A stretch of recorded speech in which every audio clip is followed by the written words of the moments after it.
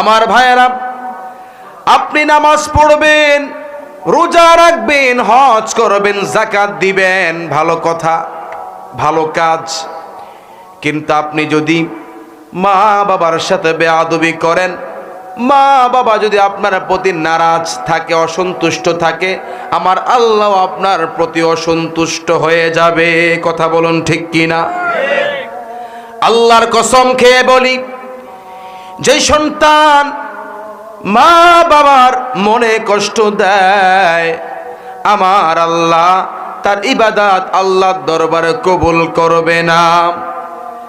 আর যে সন্তান মা বাবার খেদমত করবে, আমার আল্লাহ ওই সন্তানকেই জান্নাতের মেহমান বানাবে এবং দুনিয়ার জিন্দিগিতে সে যত আমল করবে, আমার আল্লাহ তার সমস্ত আমলগুলো কবুল করে নিবে।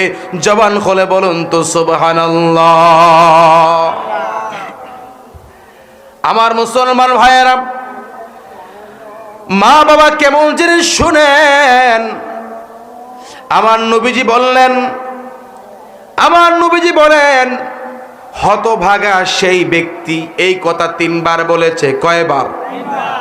আমার নবীজি 3 বার বলেছে, হতভাগা সেই ব্যক্তি, হতভাগা সেই ব্যক্তি, কপাল পড়া সেই ব্যক্তি।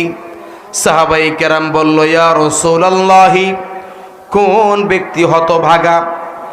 আমার নবীজি বললেন, সাহাবীরা, যেই সন্তান বৃদ্ধ অবস্থায় মা বাবাকে পেয়েছে কিন্তু মা বাবার খেদমতের দ্বারা জান্নাতের মেহমান হতে পারে নাই, সেই সন্তানটাই হলো হতভাগা। জবান খুলে বলুন তো নাউযুবিল্লাহ।